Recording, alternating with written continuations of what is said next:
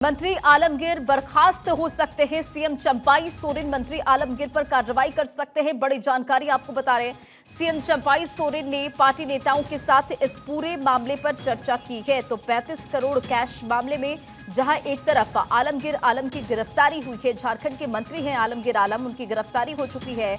अब इस पूरे मामले में देखिए, झारखंड के मुख्यमंत्री चंपाई सोरेन कार्रवाई कर सकते हैं। आलमगीर आलम पर कार्रवाई कर सकते हैं, उन्हें बर्खास्त किया जा सकता है। और इसे लेकर चंपाई सोरेन ने पार्टी नेताओं के साथ बातचीत की है, चर्चा की है। टेंडर कमीशन घोटाले में ईडी ने ग्रामीण विकास विभाग मंत्री आलमगीर आलम को गिरफ्तार कर लिया है। और इस पूरे मामले को लेकर अब देखिए किस तरह से कार्रवाई आगे बढ़ रही है। और जानकारी ये भी सामने आ रही है कि झारखंड के मंत्री आलमगीर आलम पर चंपाई सोरेन कार्रवाई भी कर सकते हैं। धनंजय इस खबर पर अधिक अपडेट के साथ जुड़ गए। धनंजय, इस पूरे मामले को लेकर क्या अपडेट है? ईडी की तरफ से गिरफ्तारी हो चुकी है और एक बड़ी जानकारी कि मंत्री आलमगीर आलम बर्खास्त भी हो सकते हैं।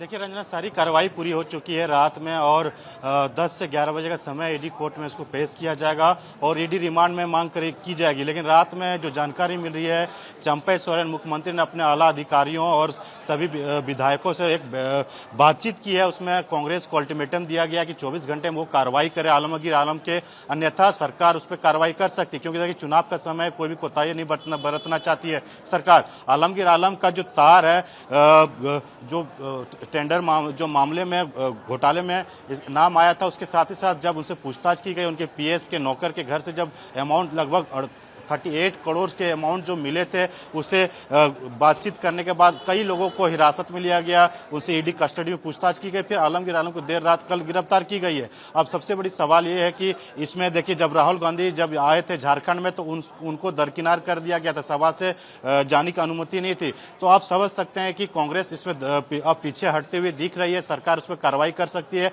लेकिन ये मामला थोड़ा समझना पड़ेगा रंजना। देखिए, ये मामला 10,000 से शुरू होता है 2023 में और 40 करोड़ तक का घपला सामने आता है। एक छोटे से जेई को गिरफ्तार करती है एसीबी, एंटी करप्शन ब्यूरो, और वो एसीबी के जो द्वारा सरकार को कर एफआईआर दर्ज करने की मांग करती है आलमगीर आलम के ऊपर। और साथ साथ जो बीडी वीरेंद्र राम है, चीफ इंजीनियर थे, उनके ऊपर, लेकिन सरकार अनुमति नहीं देती है। उसके बाद उसी केस को ईडी टेक ओवर करती है, ईसीआर दायर करती है और वीरेंद्र राम को टेक ओवर करती है और उनको गिरफ्तार करती है। उसके जो रिश्तेदार होते हैं जमशेदपुर में करीबन 2.25 करोड़ की राशि उनके आवास से प्राप्त होती है और धीरे धीरे तार जुड़ते जाते लगभग 6 से 7 लोगों की गिरफ्तारी होती है। और वीरेंद्र राम ने उसी समय नाम ले लिया था आलमगीर आलम इस मामले के सबसे मास्टरमाइंड है। और साथ ही साथ इनके जो 4-5 जो इंजीनियर है, वो इंजीनियर वसूलों के लिए, पैसे वसूली के लिए रखे हुए थे और वो पैसे वसूली करते थे। और साथ ही साथ जो कमीशन का जो दायरा था,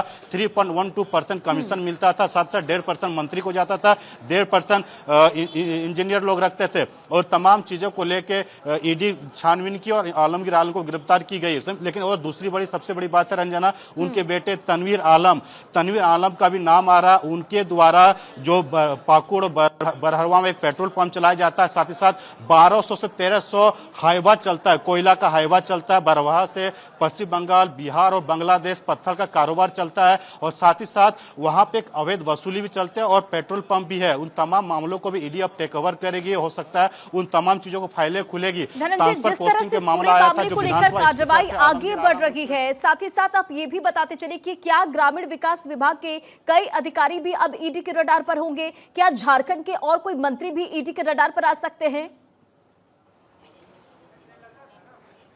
देखिए, एक सीनियर आईएएस ऑफिसर है, वो उनका कमीशन जब वो ग्रामीण विभाग में थे तो 0.75 कमीशन उन्होंने बढ़ाकर 1.5% कमीशन वसूलियों का कर दिया था। अभी फिलहाल वो दूसरे विभाग में रडार सबसे ऊपर, उसी पे शिकंजा कसने की बात है। आलमगीर आलम को अब ईडी कस्टडी मिलेगी, उसके बाद वो आईएएस का भी हो सकता है समन भेजा जाएगा। ग्रामीण विकास विभाग में कई इंजीनियर उनको समन ईडी करेगी। साथ ही साथ मंत्रालय में जो पैसे मिले थे, 2.25 लाख रुपए पैसे मिले थे उनके चेंबर से, उस मंत्रालय के कई विभाग के अधिकारी शामिल हो सकते हैं। लेकिन सबसे बड़ी बात है, देखिए ऑलरेडी 2 ब्यूरोक्रेट्स जेल के अंदर में, छवि रंजन, पूजा सिंघल, दोनों मनी लॉन्ड्रिंग के मामले में वो जेल में है। अब तीसरे आईएएस अधिकारी जो है अब रडार पे आ रहे हैं और इसमें कई लोग और शामिल हो सकते हैं रंजना।